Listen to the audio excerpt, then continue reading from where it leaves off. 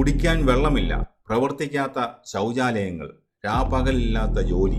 200 ദിവസമായി കര കാണാത്ത അമേരിക്കൻ സൈനികർ മാനസിക നില തെറ്റി കടലിലേക്ക് ചാടുന്നു. എന്താണ് USS എബ്രഹാം ലിങ്കണിൽ സംഭവിക്കുന്നത്? പസഫിക് സമുദ്രത്തിലെ തെളിഞ്ഞ വെള്ളത്തിലൂടെ ശാന്തമായി നീങ്ങേണ്ടിയിരുന്ന ഒരു കൂറ്റൻ യുദ്ധക്കപ്പൽ ഇന്ന് മധ്യപൂർവേഷ്യൻ കടലിൽ അക്ഷരാർത്ഥത്തിൽ ഒരു നരക കേന്ദ്രമായി മാറിയിരിക്കുന്നു എന്ന് പറഞ്ഞാൽ നിങ്ങൾ വിശ്വസിക്കുമോ? പറഞ്ഞു വരുന്നത് വെറും ഒരു സാധാരണ കപ്പലിനെ കുറിച്ചല്ല. അമേരിക്കൻ നാവികസേനയുടെ അഭിമാനമായ ആണവോർജത്തിൽ പ്രവർത്തിക്കുന്ന USS എബ്രഹാം ലിങ്കൺ എന്ന ഭീമൻ വിമാനവാഹിനി കപ്പലിനെ കുറിച്ചാണ്. ലോകത്ത് എവിടെ സംഘർഷമുണ്ടായാലും തങ്ങളുടെ സൈനിക കരുത്ത് കാട്ടാൻ അമേരിക്ക ആദ്യം അയക്കുന്നത് ഇത്തരം വിമാനവാഹിനി കപ്പലുകളെയാണ്. എന്നാൽ ഇന്നിപ്പോൾ ആ കപ്പലിനുള്ളിൽ നടക്കുന്നത് എന്താണെന്ന വാർത്തകൾ പുറത്തു വരുമ്പോൾ ലോകം മുഴുവൻ ഞെട്ടി നിൽക്കുകയാണ്. കപ്പലിലെ നാവികർ കടുത്ത മാനസിക സമ്മർദ്ദം താങ്ങാനാവാതെ കടലിലേക്ക് ചാടാൻ ശ്രമിക്കുന്നു. കുടിവെള്ളമില്ല, കഴിക്കാൻ നല്ല ഭക്ഷണമില്ല, ടോയ്ലറ്റുകൾ പോലും പ്രവർത്തിക്കുന്നില്ല. ഇതിനെല്ലാം പുറമെ രാപകലില്ലാതെ തുടരുന്ന ജോലി. ശരിക്കും എന്താണ് USS എബ്രഹാം ലിങ്കൺ കപ്പലിൽ സംഭവിക്കുന്നത്? എന്തുകൊണ്ടാണ് ലോകത്തിലെ ഏറ്റവും ശക്തമായ ഒരു സൈന്യത്തിൻ്റെ കപ്പലിൽ ഇത്രയും ദയനീയമായ അവസ്ഥയുണ്ടായത്? ഇത് അമേരിക്കയുടെ സൈനിക നിലപാടുകളെ എങ്ങനെയാണ് ബാധിക്കാൻ പോകുന്നത്? 2025 നവംബറിലാണ് USS എബ്രഹാം ലിങ്കൺ തങ്ങളുടെ സ്വന്തം താവളമായ സാന്റിയാഗോയിൽ നിന്ന് പസഫിക് മേഖലയിലെ സാധാരണ ദൗത്യങ്ങൾക്കായി യാത്ര തിരിച്ചത്. എന്നാൽ മധ്യപൂർവേഷ്യയിൽ ഇസ്രയേലും ഇറാനും തമ്മിലുള്ള സംഘർഷം രൂക്ഷമായതോടെ 2026 ജനുവരിയോടെ ഈ കപ്പലിനെ അടിയന്തരമായി പശ്ചിമേഷ്യയിലേക്ക് തിരിച്ചുവിടാൻ വാഷിംഗ്ടൺ ഉത്തരവിട്ടു. അവിടെ നിന്നാണ് കാര്യങ്ങളുടെ പോക്ക് മാറിയത്. ഇന്ന് ഈ കപ്പൽ കടലിൽ തുടരാൻ തുടങ്ങിയിട്ട് 260 ദിവസത്തിലധികമായി. ഇതിൽ കഴിഞ്ഞ 200-ലധികം ദിവസമായി ഈ കപ്പൽ ഒരു തുറമുഖത്തു പോലും അടുപ്പിച്ചിട്ടില്ല.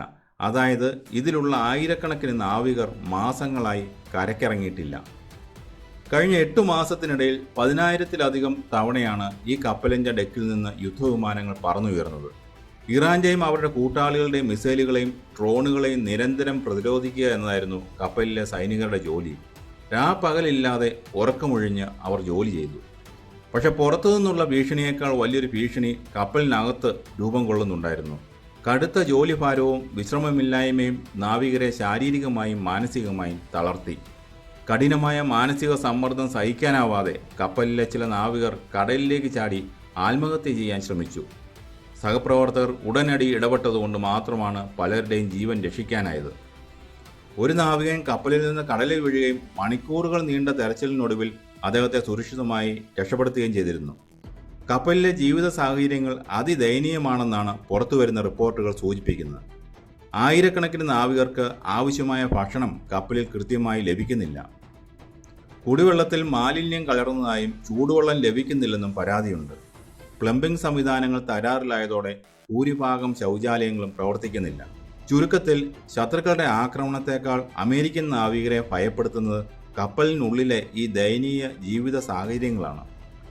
നാവികരുടെ കുടുംബങ്ങളും ചില US കോൺഗ്രസ് അംഗങ്ങളും വിഷയം പരസ്യമായി ഉന്നയിച്ചതോടെയാണ് സംഭവം പുറംലോകം അറിയുന്നത്. എന്നാൽ US പ്രതിരോധ സെക്രട്ടറി പീറ്റ് ഹെഗ്സത്ത് ഈ വാർത്തകളെല്ലാം പൂർണ്ണമായും തള്ളിക്കളഞ്ഞു. മാധ്യമങ്ങളിൽ വരുന്ന റിപ്പോർട്ടുകൾ അതിശയോക്തിപരമാണ്. കപ്പലിൽ ആവശ്യത്തിന് ഭക്ഷണവും വെള്ളവുമുണ്ട്. നാവികരുടെ മാനസിക സമ്മർദ്ദം കുറയ്ക്കാൻ സൈക്കോളജിസ്റ്റുകളെ നിയോഗിച്ചിട്ടുണ്ട്, ഹെഗ്സത്ത് പറയുന്നു. പക്ഷേ സ്ഥിതി വഷളായതോടെ USS എബ്രഹാം ലിങ്കണിനെ മധ്യപൂർവേഷ്യയിൽ നിന്ന് തിരിച്ചു വിളിക്കാനാണ് US തീരുമാനം. പകരമായി USS ജോർജ് വാഷിംഗ്ടൺ എന്ന മറ്റൊരു കപ്പൽ അങ്ങോട്ട് തിരിച്ചിട്ടുണ്ട്. വരും ആഴ്ചകളിൽ എബ്രഹാം ലിങ്കൺ സാന്റിയാഗോയിലേക്ക് മടങ്ങും. അമേരിക്കൻ നാവികസേനയുടെ അടിത്തറ എന്ന് പറയുന്നത് അവരുടെ ആൾബലവും സാങ്കേതിക വിദ്യയുമാണ്. ഒരു ആണവ വിമാനവാഹിനി കപ്പൽ എന്നാൽ വെറും ഒരു കപ്പലല്ല, അതൊരു ചെറിയ നഗരമാണ്. ഏകദേശം 5000-ഓളം ആളുകളാണ് ഒരു കപ്പലിൽ ഒരുമിച്ച് കഴിയുന്നത്.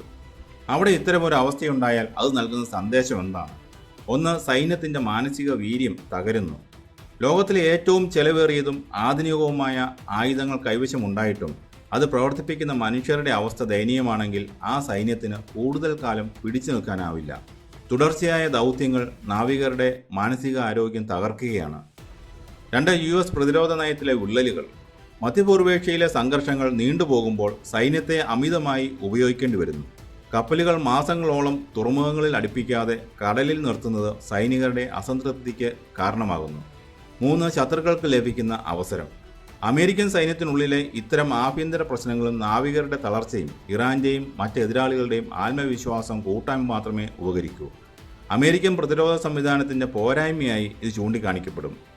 എബ്രഹാം ലിങ്കണിൽ സംഭവിച്ച കാര്യങ്ങൾ അമേരിക്കയെ ഏതൊക്കെ രീതിയിൽ ബാധിക്കും? 3 കാര്യങ്ങളാണ് അമേരിക്കയ്ക്ക് ഉടനടി അഭിമുഖീകരിക്കേണ്ടി വരിക.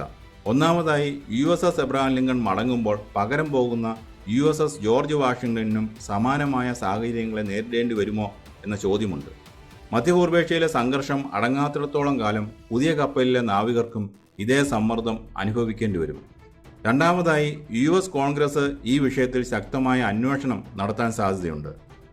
സൈനികരുടെ ജീവിതാവസ്ഥ മെച്ചപ്പെടുത്താനും ദൗത്യങ്ങളുടെ സമയം പുനർനിർണ്ണയിക്കാനും പെൻറ്റഗണിന് മേൽ കടുത്ത സമ്മർദ്ദമുണ്ടാകും. മൂന്നാമതായി, സൈനികരുടെ റിക്രൂട്ട്മെന്റിനെ ഇത് ബാധിച്ചേക്കാം. കപ്പലിലെ ഇത്തരം ദയനീയ ദൃശ്യങ്ങളും റിപ്പോർട്ടുകളും പുറത്തു വരുന്നത് ഭാവിയിൽ US നാവികസേനയിലേക്ക് വരാൻ ആഗ്രഹിക്കുന്ന യുവാക്കളെ പിന്നോട്ട് വലിക്കും. ആയുധങ്ങളുടെ തിളക്കവും സാങ്കേതിക വിദ്യയുടെ വലിപ്പവും മാത്രം പോരാ ഒരു യുദ്ധം ജയിക്കാൻ. അത് നയിക്കുന്ന മനുഷ്യരുടെ മനസ്സ് ഉറപ്പുള്ളതായിരിക്കണം. USS എബ്രഹാം ലിങ്കണിൽ നിന്ന് പുറത്തു വരുന്ന വാർത്തകൾ അമേരിക്കൻ സൈനിക നേതൃത്വത്തിന് വലിയൊരു മുന്നറിയിപ്പാണ്.